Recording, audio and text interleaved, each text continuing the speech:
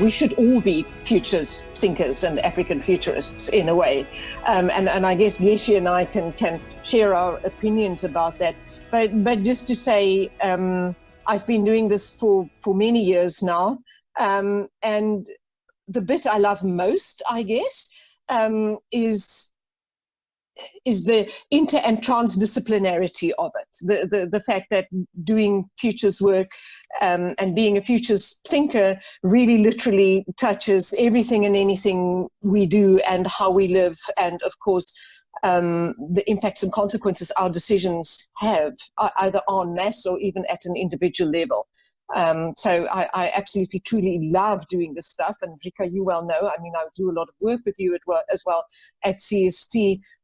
It's the kind of the intersection and interrelationship of how things fit together and literally how they plan out and play out given the future. And of course, with COVID now, everything seems to be quite telescoped into much sharper relief. And it'll be interesting to mention that a bit while we're talking over to Geshe. So good afternoon or morning, depending on where you are, everyone. Oh, well, or evening, I think, in some places, perhaps. So yes, I'm Geshe, and I'm really excited to be here. I've known Tanja for many years in this space, and we've traveled, at least you've heard about now the South African node for the Millennium Project, and that's a road we've journeyed together for a number of years.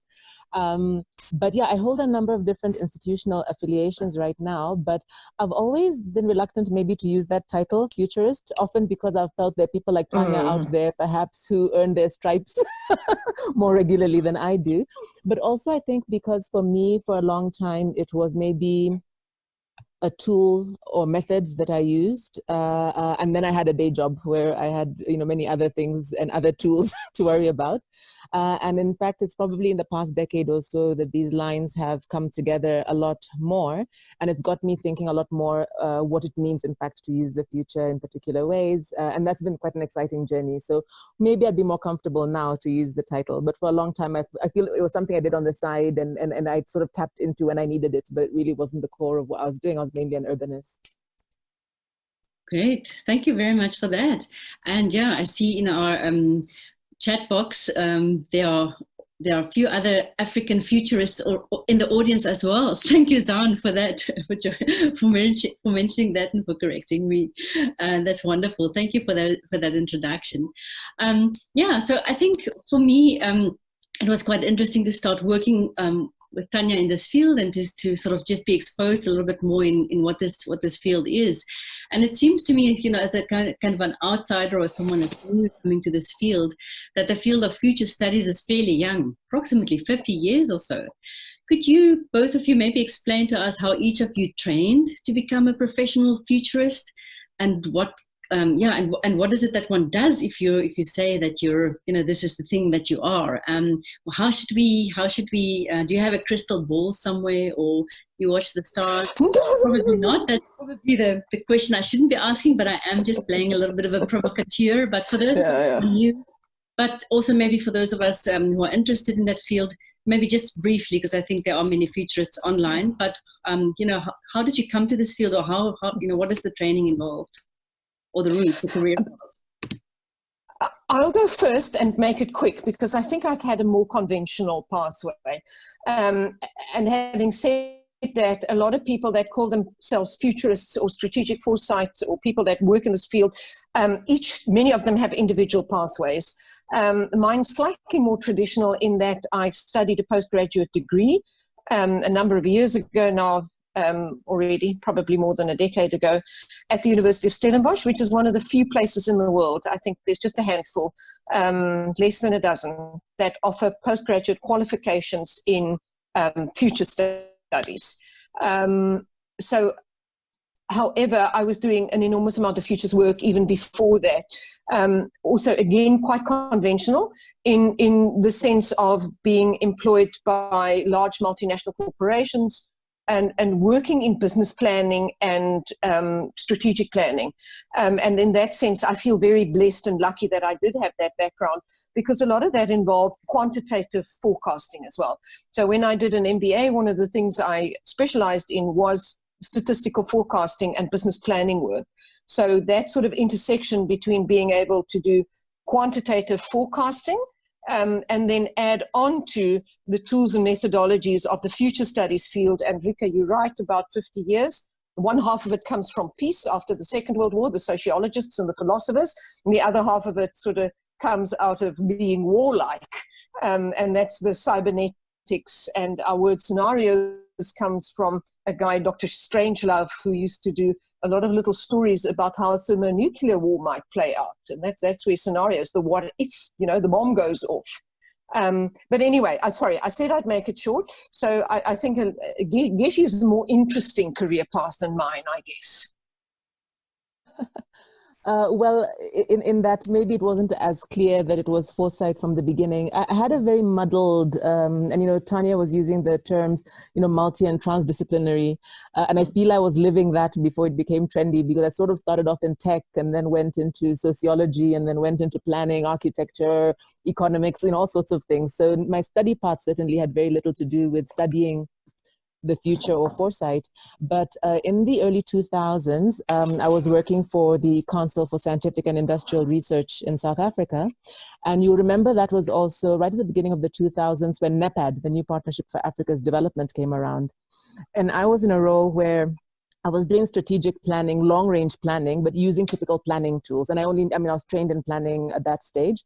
But what became very quickly apparent, because I was asked to lead a team that was focusing on NEPAD infrastructure planning. And so this was by regional community. So we were meant to be looking at the SADC region and how we look at infrastructure planning. And it became apparent very quickly that the tools of typical planning are just completely inadequate for dealing with that sort of a time horizon, that level of complexity, the number of domains you'd have to consider. So I could do quite technical planning, and I was good at that, but it was really not that useful for what I was now being asked to do. So we then got exposed through the South African government to training from, there were people here from Germany training us on different tools that they were using for long-range planning. They then brought in somebody who trained as a social scientist on scenario planning and other foresight methods. And really that was the beginning of a path for me, because I think from there I got to meet, actually not long after, people like Tanja as well. We started the Node for the Millennium Project. I got exposed to other tools. I was applying them already in the work that I was doing at that stage. So it was a bit of a snowball from there. Like I said, for a long time for me, it was a toolbox. It was something I dipped into when I needed it. And it's probably just in the past decade, I think, where it's become much more fundamental. I've got very involved in the academic side as well, in a number of journals and that, working with Unesco and some of their futures literacy work, where I think I've really deepened and expanded my own understanding, almost also on a philosophical level, around what it means to use the future in these ways. But yeah, it wasn't an education in how to become a professional futurist. It certainly wasn't that. Great, thank you very much. It's interesting to hear how these things come together and how synergetic these ideas and pathways are. As someone also that sort of just moved into this space, or just sort of encountering and working with people like you, one often hears that there's a little bit of a jargon also in your field. So often people speak about things like scenario planning, horizon scanning, trend analysis, visioning, strategic foresight. It seems that these are all different kinds of things and creatures and have lives of their own, and tools and things that you use, or frameworks. Is there a way that you could maybe just briefly give us a little bit of I wouldn't say analysis of what that is, or what, but how do you use these things differently, and what are they maybe useful for? Shall I go just quickly again? I thought I should go so that you can answer the difficult ones. Okay, go. No, I'm joking. Go for it.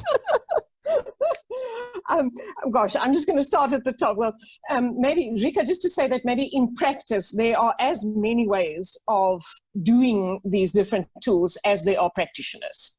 So you'll encounter a huge number of different ways. Having said that, yes, of course, there's academia. And I mean, you know this because at CST, we're in the process of writing a handbook for students where we literally we're writing up these tools and how do you use them, and, where do you find how they work, and they have references and things like that. But just so very quickly, scenarios and the many different ways of doing scenarios. Most people are familiar, I think, with the 2x2 uncertainty matrix, where you literally zoom in on key uncertainties and you see what alternative views of the future they can give you. So scenarios is coming up with multiple alternative views of how the future could play out, and that's because the future doesn't exist. Of course, the future depends on the decisions we make and the choices we make in the present. And we're going to loop back to that right towards the end, please. Horizon scanning, again, and Geshe and I worked for many years. It was delightful on the Searchlight project for the Rockefeller Foundation, where they were at the time very pioneering by getting different organizations in the global south to start looking at weak signals and early signs of change. And we were collecting and collating these for Southern Africa. It was a superb project, and we were working with people that were doing the same thing in Southeast Asia, Latin America, etc. Horizon scanning literally means looking for those things that aren't, there's not a large sort of disbursement of them. So just few little signals of indications of a future that is coming our way. And I think the famous, is it Gibson, Geshe? Pockets of the Future in the Present, the science fiction writer? Yeah. William Gibson, who said there are pockets of the future in the present. Horizon scanning is all about finding those pockets and working with them. And okay, if you're reading the Sunday Times every Sunday afternoon, people, that's not horizon scanning. And trend analysis, Rika, I'm not a big fan of trend analysis. I'm a bigger fan of a trend is a trend until it bends. Trend analysis is really just looking at the study of historical patterns more than anything else. I'm much more excited about looking at the bendy bits.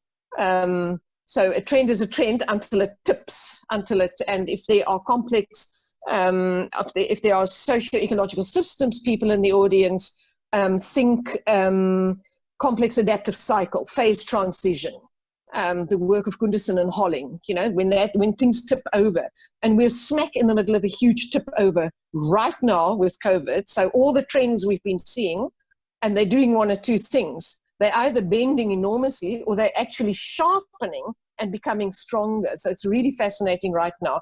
But you'll find a lot of marketing people do trend analysis, a lot of advertising people do trend analysis. So I'm more interested, I think, in emerging issue analysis, which is a thing as well.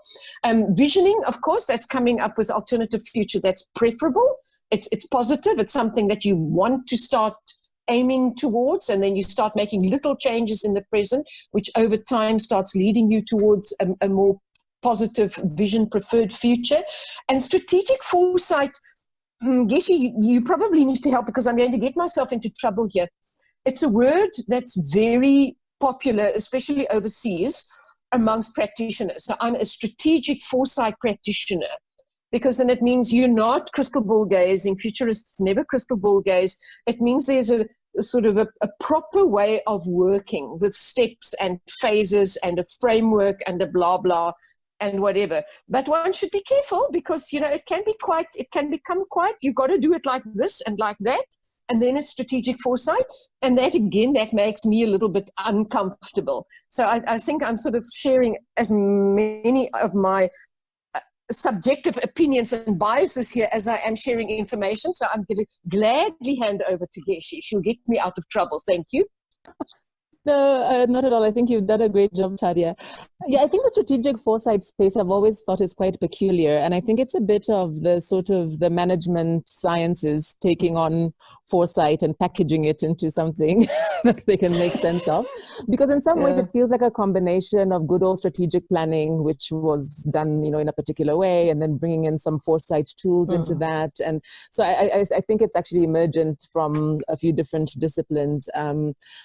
So I think Tanya's covered most of it. I thought I would add that, Tanja mentioned earlier that there are distinctly qualitative and quantitative methods. And in fact, there's quite a nice matrix, which I'm happy to share a slide if people are interested, you begin to map out, more technical approaches, more social approaches, more quant approaches, more qual. And so you can really map out a whole range of methods. The Millennium Project has the Futures Research Methods Toolbox. It's nice to hear, Tanja, that you guys are working on something where people are really beginning to create a little bit more of a big menu of all of these foresight tools. And I love that because there is a tendency sometimes, because it's such an epiphany often around using a particular tool. So scenarios, often when people are exposed to them the first time, they just love them. They're so cool, but then you think you're going to use scenario planning for everything. And that's not very useful, because you can't use scenario planning for everything any more than you can use statistical projections for everything. And so... Can I interrupt? Sorry, I want you to... No, because I love that you're focusing on that point, because... And my simplistic way of saying it is that if people start encountering futures work for the first time, and a tool or approach, they very quickly swing into the mode of, I have a hammer now and everything looks like a nail. So please carry on in that vein, Gigi, because So I think so. There's that, there's that acknowledgement. Horses for Courses. There's a range of tools, and I'm sure more will emerge. It's a very creative space, more of an artistic, I think, than a scientific space sometimes. But I think that's good. There's also the combination of tools. So one of the things we experimented with in the early days of the Millennium Project node here in Southern Africa was the state of future indexing, which is something that the Millennium Project does. And that's really a combination of methods. The combination of the Delphi method, which really comes out of social sciences. It's got little mini scenarios built into it, so you can begin to look at sort of different options. There's a little bit of statistical projection, actually. So, and then some trend impact analysis. So what happens when, what if this happened? How would that change how you're thinking about the future? So this idea that there's also this, a blending of methods that one can use, and that's also, I think, an important way. And then maybe the only one I would add that you're both very familiar with as well is obviously the whole emerging sort of futures literacy space, because there are new tools like futures literacy labs that are really doing, I think, fundamentally something different, something that's not necessarily saying, okay, let's use this to answer a question, but let's use the future to interrogate, actually, how do you think about your future? How do you think about, what are your anticipatory systems? What do you assume into the future? How do you not just choose from a menu of things? What defines that menu of things? So if you want the sort of more how we think, almost more socio-psychological, philosophical questions about the future. And there's other things, in that space, I think, around that sort of capability. So Sohail Inayatullah's work around causal-layered analysis, and these are some of the tools we also use, which would not perhaps in the strategic foresight toolbox be typical tools, but I think those are there too, and are really interesting, I think, for anybody interested in futures to look into.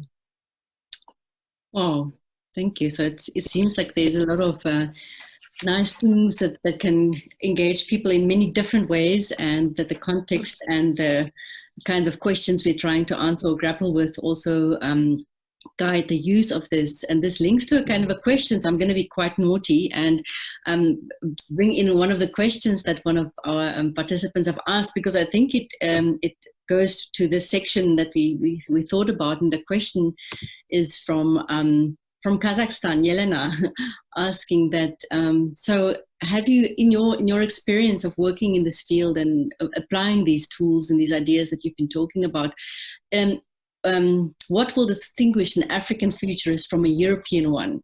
And is there also a gender difference? See, now Tanja says, go for it, Geshe, when it's anything complicated. No, great question, Yelena. Thank you very much for that. So, I would answer two ways. On the one hand, I would say, well, not much different, because if all we're doing is digging into a toolbox, I think that, anybody in Africa, anybody in Europe or elsewhere could use the same set of tools and explore issues.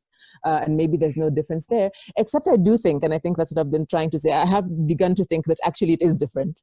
And it is different because as soon as you choose to use the future, there's a lot you bring into it. There's a lot you bring into it that's contextual in terms of where you're coming from. There's a lot you choose to look at, and there are things you dismiss, and a lot of it is subconscious, right? So here I'm saying the point is not the tool, because the tool can be used for anything, but it's now I said it was an art. Now I'm going to say it's a social science. It's something where I think the hermeneutics of futuring really cannot be dismissed, and that's why I always say to people, it's very important how you use the future and with whom you choose to do it, because I think it influences everything. And in that regard, I would say the gender also, I guess, does matter. For me, what that means is you want diversity. You want diversity and you want specificity, and not just this very general thing that makes it look like the future is knowable somehow, and that, you know, if you got the better experts, you'd get the more correct answer. I really don't think things work like that. And so, yeah, I think it's absolutely significant, and I hope we'll have, I like what Tanja was saying, that everybody to some extent ought to be a futurist anyway, because it's a capability that everybody ought to have. And that's why I like the futures literacy language as well. But I do absolutely think it makes a difference to say that, and it's not just a geographic difference, it's not an issue of whether you're located in Africa or located in Europe. It's you bring your identity, you bring your history, you bring your being into it. Important. Do you want to comment on that, Tanja? Oh, just quickly to add, I agree completely with what Geshe's saying. To make a contextual point, I guess, as not just Africa, I once see this in Southeast Asia as well, Rika, and I think when you and I were in Kuala Lumpur together, we had this conversation where you said it seems as if the future in Kuala Lumpur is all about these huge skyscrapers. And, you know, the more it could look like New York, the more progressive it is. And it's very similar in Africa. They're very often, especially amongst senior people, elitists, politicians, decision makers, technocrats, bureaucrats, they, you know, if it's worked well in the States or in Europe or for China in terms of industrialization, then it must be fantastic. You know, we've got to do it. No, so for me, proper African futures is not to use those visions of the future. And remember, we are surrounded by them. You know, your phone, yeah, Google is busy making our future for us right now. And we just unthinkingly buy into this. And African futures for me is, no, don't unthinkingly just get swept along and buy into its progress to have huge fancy skyscrapers or whatever. And Sohail Enyatullah, we're referring to him again, writes about this very beautifully. He says it's used futures, you know, like a used car. You take on a future that belongs to somebody else. And that's why African futures work for me very specifically is what are our futures? And of course, they're very plural. They're radically plural. But they most definitely should be generated and talked about and worked with here. And here is not strictly geographical. It's here. Yeah. Great. Thank you, Geshe and Tanja, from both your answers. I gather that what I really appreciated is this self-reflexivity. So it seems that as a practitioner or as someone that's sort of embracing this and going out into the world, it's a huge amount of self-reflection and sensitivity to context that comes with it, and also the kind of philosopher's eye, but also the eye of the person who is extremely self-aware in terms of who we are as people, and then into which world we are going. So thank you very much for opening that up and showing that there's those questions, the for whom, with what effect, who's asking the questions, where are we coming from, whose future, all those things come into play. And that's quite a critical approach. Yeah, I think it's an amazing capacity to have, and I think that also comes with time, probably, your personal development of how you engage with that. So I think I just wanted to also lead the conversation. So for me, the conversation is sort of built up in two parts. The one is sort of, how do we come to this? What does this field make of? How is this field sort of constituted, and how you work in it? But the other part of it sort of links up with our theme in a sense, which is about this notion of resilience and how futures thinking and practice can help us to engage and make sense of what's happening around us. So earlier this week, there was a webinar by Stuart Candy, who's associated to the experiential futures for social transformation field. And there he explained in his webinar that they've been working on this notion of pandemics, for instance, in Hawaii already since 2007. And whilst they were even working on some kind of scenario building, swine flu hit the scene in 2009 and 10, and they had to change all their flyers saying it's not the future, it's the now. But I'm sure that you guys have been sort of quite plugged into many interesting fora and conversations in your sort of futures field.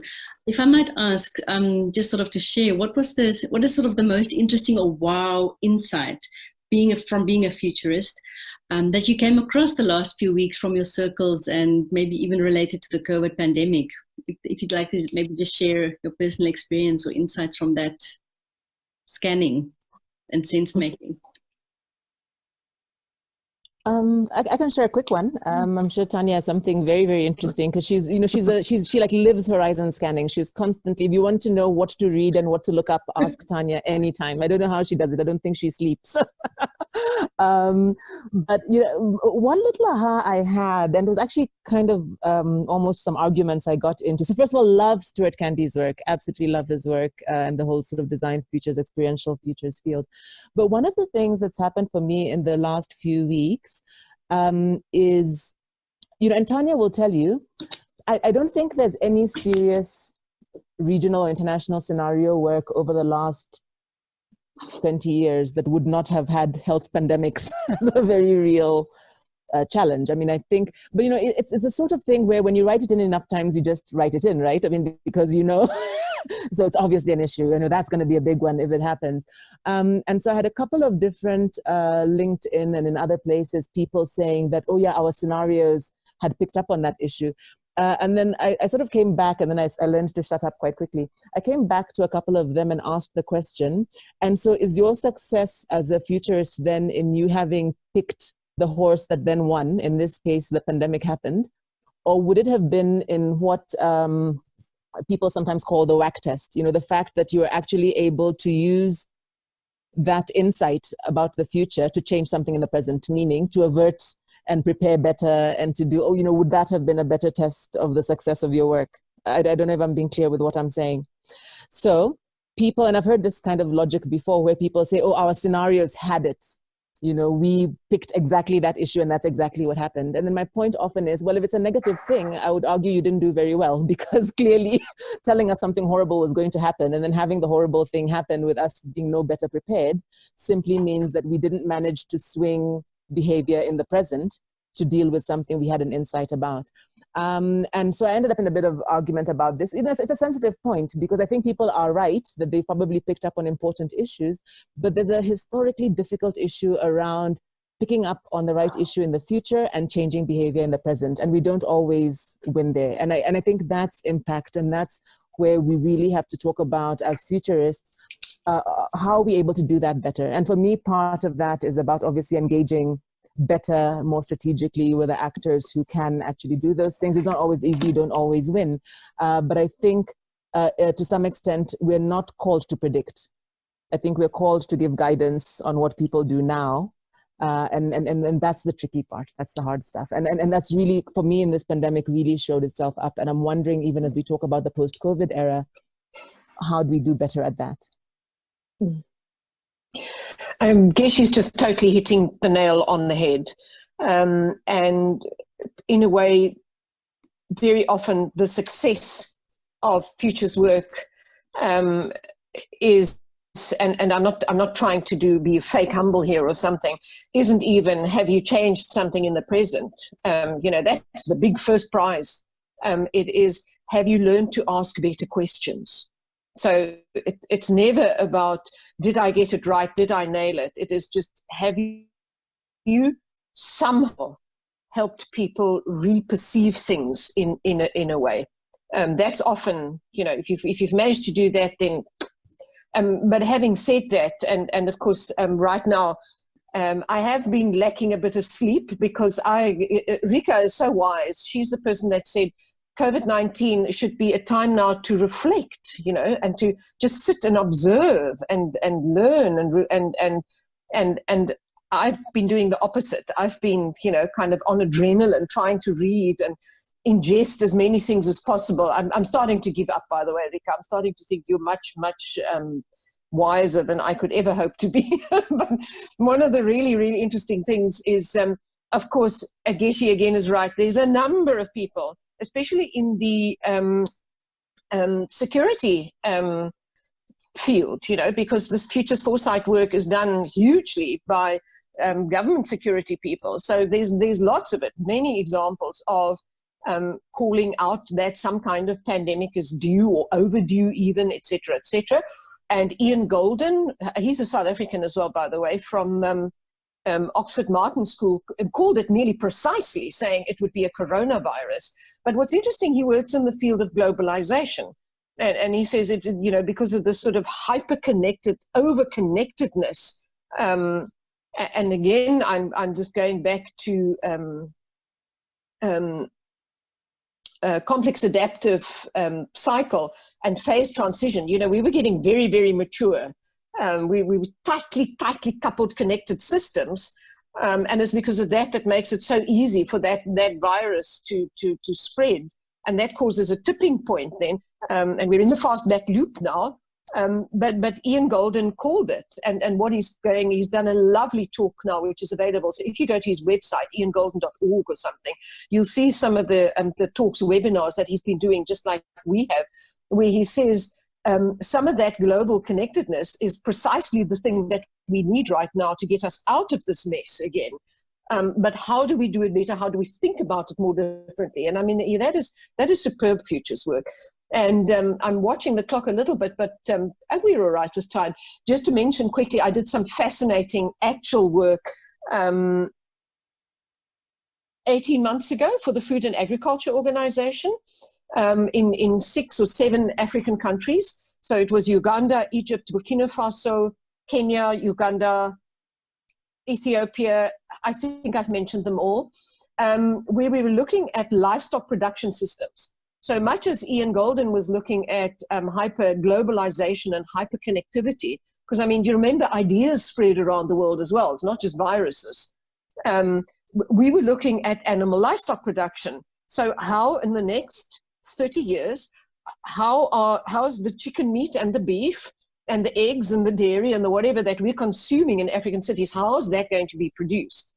And when one starts looking at those systems and production methodologies, and this is all in the field of agriculture and manufacturing and stuff, it becomes very clear very quickly that if there is a production model along the lines of factory farming, mass production, set close to cities, etc., this can become very dangerous very quickly. And then, of course, the issues that come out of that are the opportunities for zoonotic disease and pandemic.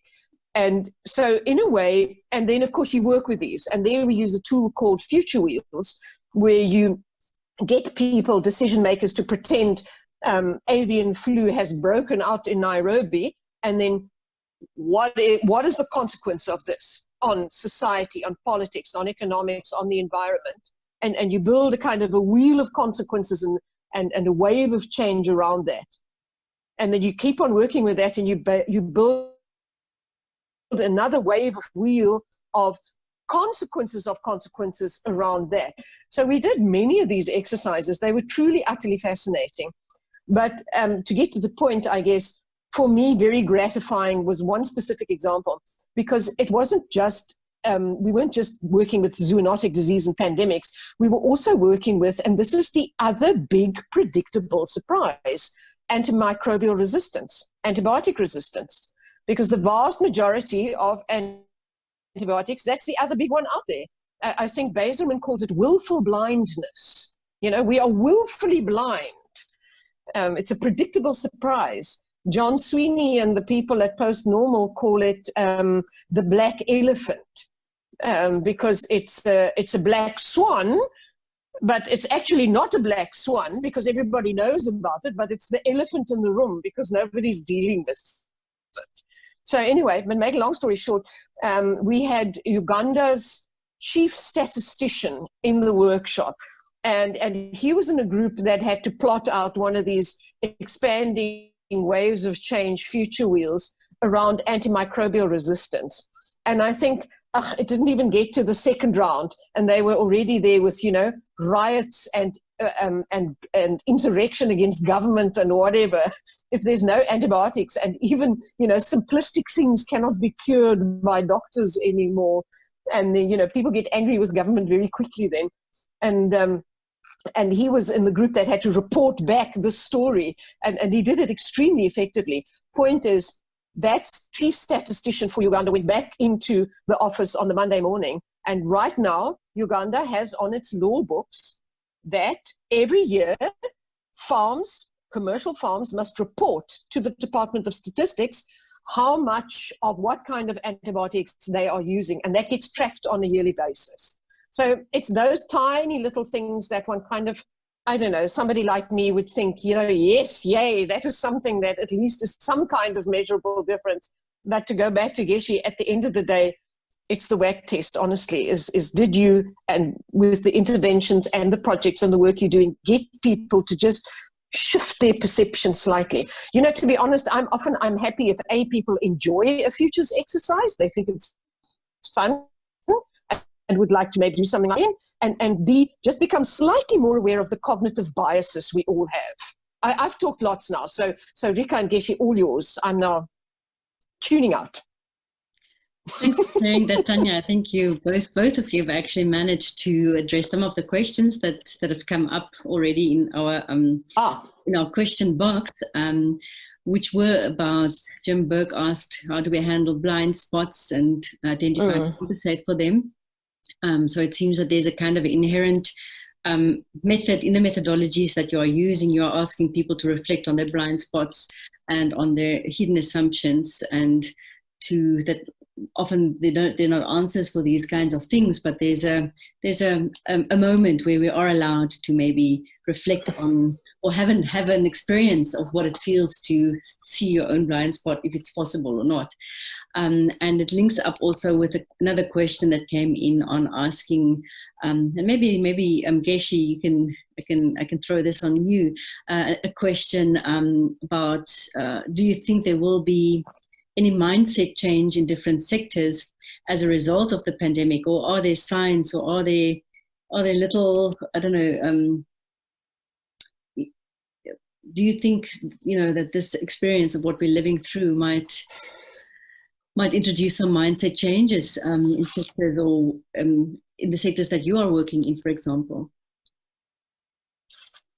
Sorry, the connection went wobbly there for a minute. Can you hear me well? Yeah. Okay. Maybe I'll try to link the two. I think, you know, well, as you were kind of acknowledging, Rika, part of the issue with your blind spots is as soon as you can see them, they're obviously not blind spots. It's probably moved just a little bit beyond that. So, you know, one of the obvious things we can do is just, diversify our reading, diversify the participation of who's in the room. Don't surround yourself with people who think just like you. And those are all difficult things to do, but I think are an important way to expand horizons. Obviously, there are more...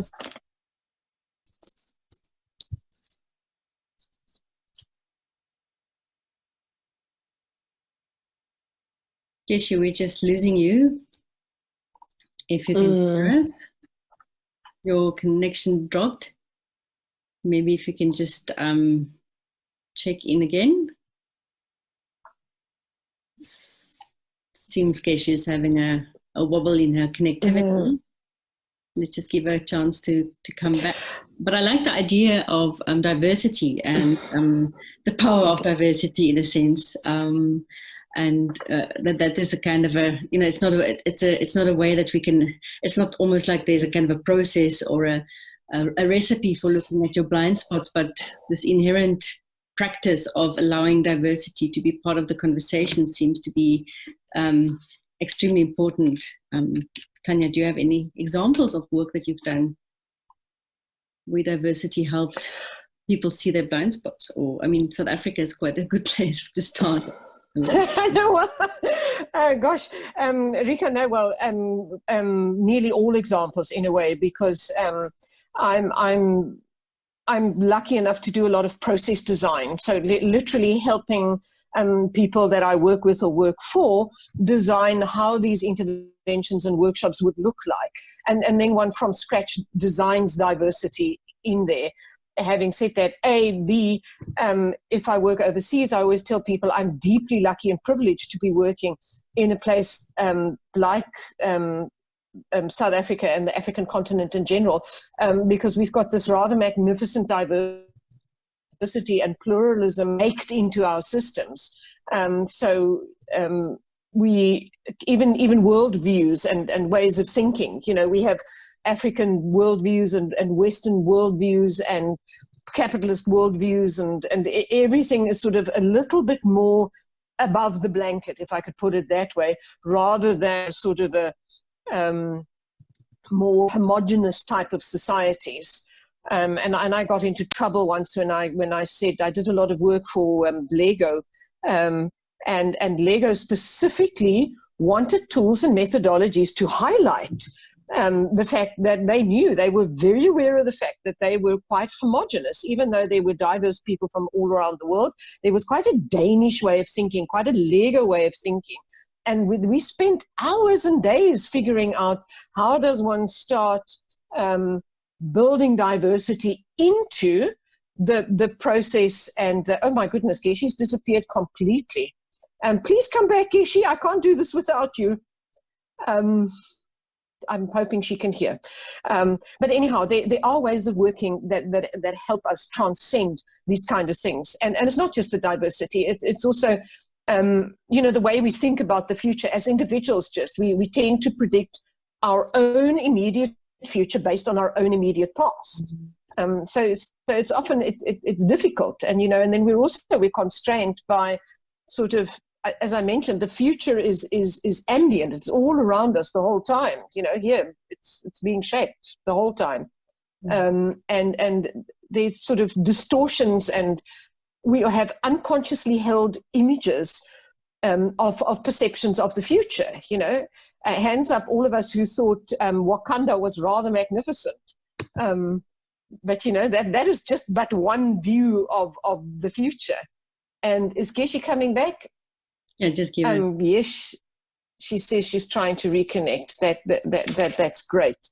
And I guess these things that are kind of tacit and unthought of, and subconscious. A lot of the work of futures people is to surface these and to bring them out in the open and to talk about them. Geshe, I don't know how much of that you could hear, but you need to shore me up again, please. There's a risk there because I missed all of it. So I might just end up repeating what you said. I think if you could maybe if you're focus on the question about some changes in mindsets in the sectors that you're working, are there any? Have you found anything, or do you have a hint or hunch for? Yeah, look, I mean, in the urban space, as you can imagine, there's a lot of uncertainty right now. There are a lot of sort of orthodoxies that we held about what the problem was and what we needed to deliver that are really in question right now. So what have the issues been? Infrastructure backlogs. We need more freeways. We need more transport and mobility. We need more infrastructure. And now the question, of course, is do we perhaps have too much if we're going to suggest that people that maybe this virtual working is not so bad after all, and maybe we could do a bit more of that. Well, what happens to all of that office space that is still being built across the road from where I am? What happens to the freeways? There's some amazing images that talk about, do we perhaps have too much if we change the way we live? There are questions about even things like density. So we've thought for a long time that the issue for South African cities and African cities in general was the need to increase and optimize living densities. The World Bank wrote a whole report on it. But now, of course, there's the concern that, well, actually, really dense places like New York, perhaps aren't, maybe we don't want those kinds of densities, and maybe that's not the panacea. So I think there's that. There's the questioning of some of our sacred cows, and I think that's a really good thing, actually. But I think there's also a lot of inertia. I think we mustn't also underestimate our human tendencies to sort of just, snap back to original position. And you hear that in the language as well. You hear a lot of people talking about how do we revive, go back, revitalize, the economy, or basically how do we get back to where we were. And I was just saying in another talk this morning, is, it wasn't that frigging great where we were. A few months ago, we were all worried about climate change, and there were climate change suicides, and now we're talking about the good old days. So I think there's a real opportunity to question things and do things differently. I think the option space hopefully looks a lot more interesting than it might have when we thought things were quite stable a few months ago. But I don't know, sometimes I feel a bit cynical about our capacity sometimes to make really bad choices. Yeah, that's true. Yeah, thank you for that, Geshe, and thanks for reconnecting again. I see we have some questions also from the audience that I'm trying to combine, because I think there's some overlap between the kinds of questions, and I'm going to combine it into the last question that I had prepared for you, which is ultimately, how does this work that you are doing helping us to cope with radical uncertainty and change? And I think you've already addressed a little bit of that in your answer now, Geshe, but maybe more practically, or what is this notion of radical uncertainty, and how do you perceive it from your specific fields of practice and thinking? And then there's another question which I think is linked to that, as what is how would you describe the implication of complexity on future studies? So I think often the outcome of complexity, or people that are thinking about complexity, are also interested in this notion of radical uncertainty, or the unknowability of things, or the fact that there's not obvious questions to be solved. But before you answer that question, I'm just going to be give a little bit of an interlude and allow you to think for a while.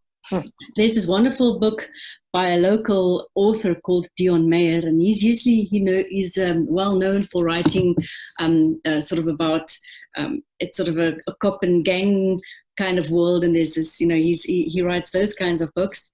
But he wrote a few years ago, he came out and he wanted to write this book, Fever, which is really about the story after The Road by Cormac McCarthy. So Cormac McCarthy wrote this book about, after the apocalypse.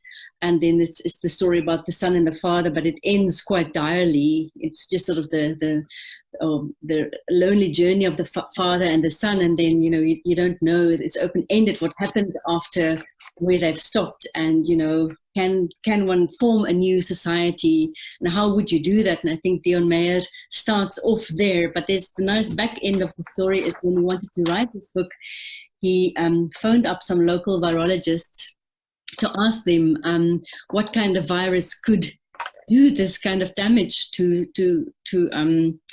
cause the end of the world. And they were quite, scratching their heads, because they were saying there's this and that and the other, and maybe, this and that could do it and that couldn't do it, and to have to combine things, but that won't happen easily. The conditions would have to be really like this and that. So they just came up, they just told him to maybe not mention any kind of virus, because there isn't one like that yet. And, it would have to be, conditions would have to be quite differently. But what's interesting then in the story itself is that it was someone that worked at the Center for Complex Systems that was the main protractor that unleashed the virus onto the world.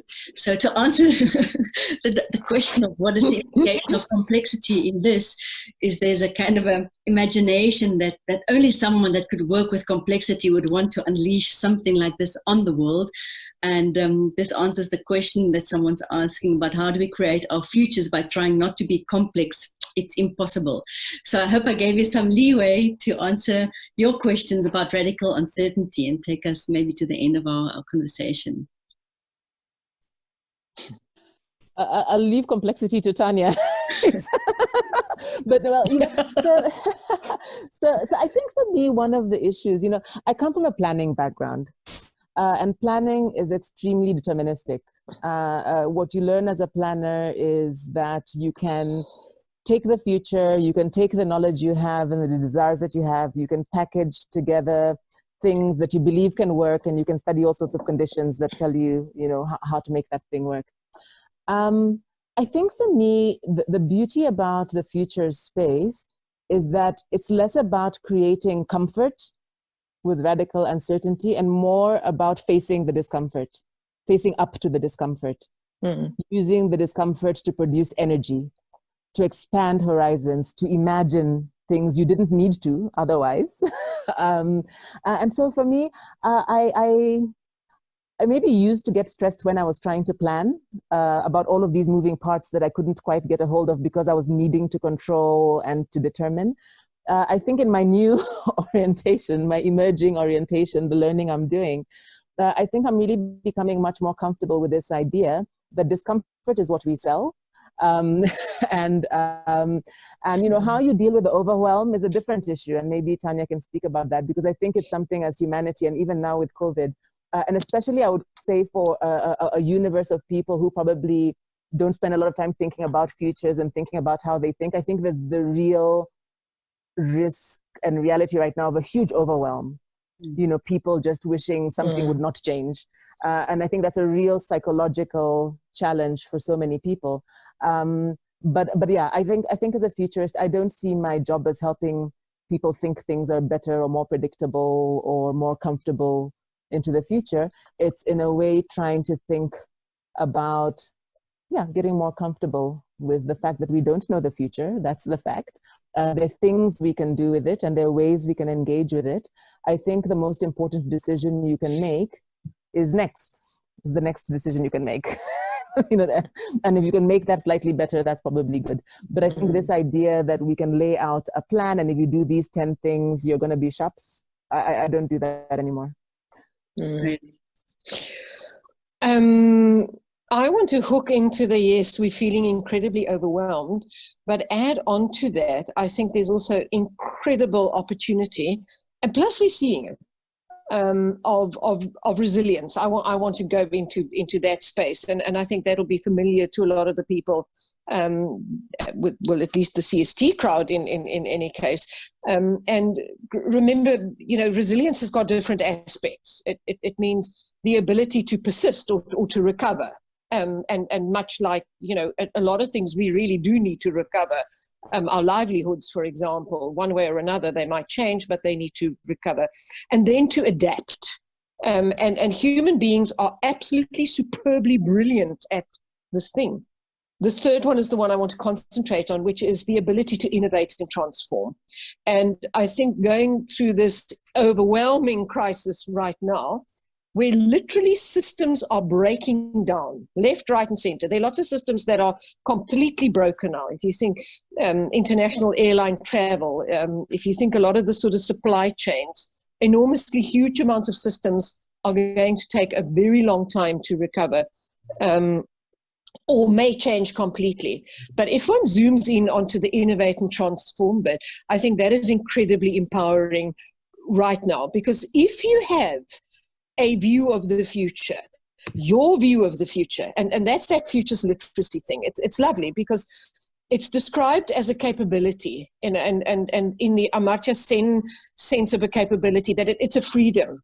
It's an empowering freedom that gives you agency. If you have the ability to have a view of your future, and remember, your is not you know, it's my way or the highway. It's contextual. It's you know, who are we all together here on, be it planet Earth or the African continent or whatever, and have those conversations and play with those ideas, but have the view of the future. And it's extremely important right now because of this phase transition that we're going through. We really have an enormous opportunity right now to reorganize, to transform, to reinvent, to really change the direction of a number of things. And I'm not starry-eyed. I hope I'm not starry-eyed. A lot of the things will take an enormous amount of time, because there's lovely futures work as well by Stuart Brand. Geshe, you know, when he talks about the buildings, the layers of yes, that stuff, there's some stuff that takes for absolute bloody ever to change, but there are other things that can change fairly quickly. But the point is, right now we're smack in the middle of an incredibly opportune moment to, we've all learned very quickly right now that our behaviors can change very quickly. And so that's an experiential learning. There are many systems that are breaking down. If we tap into resilience, which is not just persisting and adapting, but also innovating and transforming, we can change things right now before they kind of settle down again into, a normalcy or whatever. And I think we can all really, if nothing else, take this as a learning moment because, people, this was a predictable surprise. But I'm lucky. Oh, we're running out of time, Rick. I'm going to hand back over to you just to say futures work is fun. It's empowering. I can sound a little school momish and say we all have to be doing it. But nothing stops us from being future thinkers and being empowered by having a view and then, based on that view, changing our choices and decisions in the present, because that's how you make the future. If you change your decisions and choices now, it changes, it makes the future. And I just think that is so super cool. Okay, that's it. Bye. Thanks. Thank you very much to both of you for your extremely interesting answers and engagement. I think we've covered most of the questions that came up in the participant box and in the question box. And we have 1 more minute. And maybe, Geshe, can I throw this on you? If people are from the audience wanted to learn more about futures literacy or the work that you're doing, is there maybe 1 or 2 websites or just 1 or 2 resources that you could point us to, or a Twitter link or whatever place that you would advise people to go to? Sure, I'll pop a couple in the chat box here. So one of them is a book that I was part of with the Unesco team called Transforming the Future, Anticipation in the 21st Century. And what's nice about that one is it's online. You can download it, and I think it'll show you a lot of things, including some really nice case studies. And then back to the Africa question, I'm going to post also a link to a project called Vunja, and that's my favorite pastime these days, is thinking about emergence and thinking about the notion of decolonizing the mind and what does future have to do with that. And so if those kinds of topics interest you, I've posted two bits there for you. And of course, Tanya, I wouldn't be right if I didn't direct people to the Millennium Project website. So I'm going to pop on the essay node, which will also take you to something called Foresight for Development. For development. Yeah. Great. And thank you, Rika. This has been really stimulating. And thank you, audience. Yeah. Thank you so much. Thank you, Tanya. One last word. Oh, no, just to say Foresight for Development, because it's been around for a couple of years and it's sometimes a little bit difficult to find, but look for something called Bibliozone. It's one of the little tombstones on the top of the website. Click in on that, and then you'll see running down the right-hand side of the page, you'll see the archives, and they're according to topic. So, health systems, agriculture, energy, women, blah. And then if you click in there, wonderful, wonderful collections with a special emphasis on work that's been done on the African continent, and lovely blog posts by African futures thinkers. I'm a great fan of Foresight for Development. And oh, thank you, there we go. It's been posted on the chat box. And just be brave, take some time and look for it, Bibliozone archives, and surf around and start there. And essentially, everybody can go on their own futures exploration journey. Google is your friend, even though it is making our future for us. Great. Thank you both to you, and thank you all our participants for your wonderful questions and for staying until the end and for engaging. And watch our website or our Twitter link to see what future webinars we'll be posting. And I wish you all a great day further under lockdown, and hope to see you soon. Thank you very much. Thank you. Thanks for organizing us. Bye. Bye, everybody. Bye. Bye.